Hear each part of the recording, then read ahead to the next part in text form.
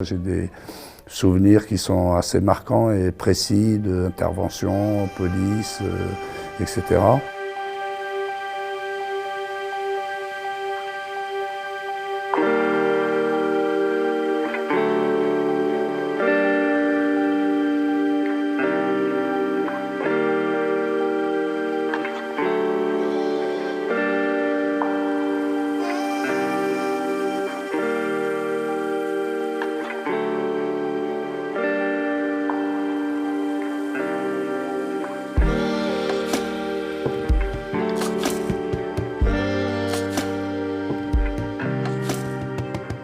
Le jour du 17 octobre, j'étais l'aîné des enfants, donc j'avais la recommandation des parents qu'il fallait que je garde mes frères et sœurs.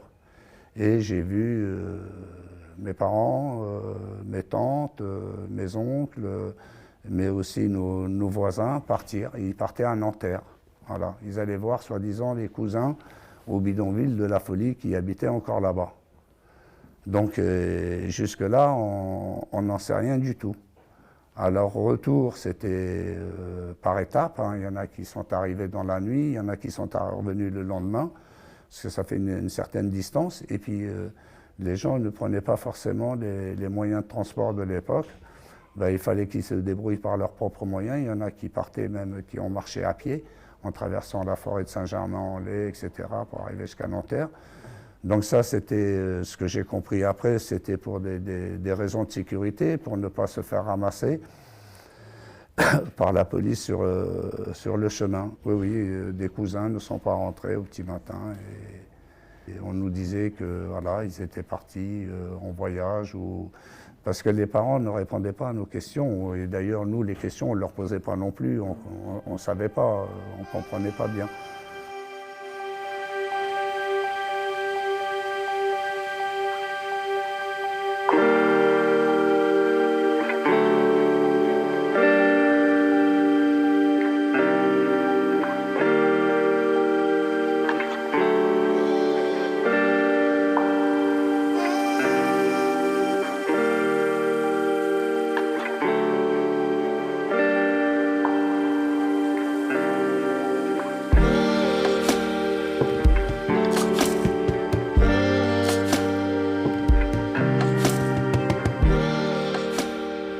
J'étais en Algérie, je suis allé chez mes grands-parents et un matin, on est en octobre 73, hein, je ne fais aucun lien, je mets la radio Alger chaîne 3 et puis j'entends la police tire sur les manifestants, etc.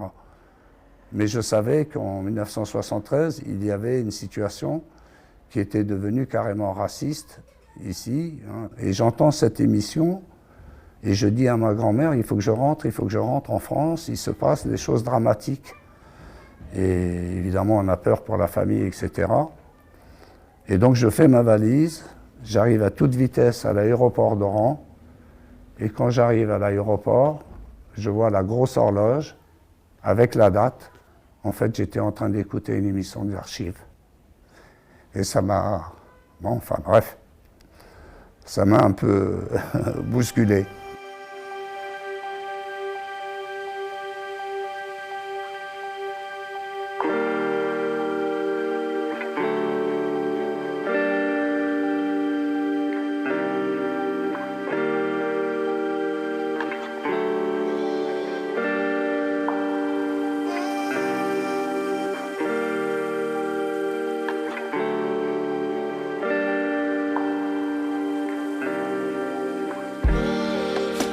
Alors l'histoire officielle, elle reste encore à préciser. Maintenant, mon vécu, il a été aussi à côté d'amis français et je sais l'engagement d'un certain nombre d'entre eux pour les droits, pour la liberté, et donc on se repose sur eux pour construire des choses ensemble. À Colombes, le 17 octobre prochain, on va inaugurer un parvis du 17 octobre 1961. Et ce parvis, il va être juste en face de l'école Simone Veil. Simone Veil, elle est porteuse aussi d'une mémoire, et je trouve que marier ces mémoires-là, c'est ce qui peut nous permettre de construire l'unité dont nous avons besoin pour lutter contre tous les racismes, tous les antisémitismes. Ça, et si on n'arrive pas à collecter ces mémoires de façon unitaire, je ne pense pas qu'on pourra vaincre les démons du racisme qui se perpétue sans cesse.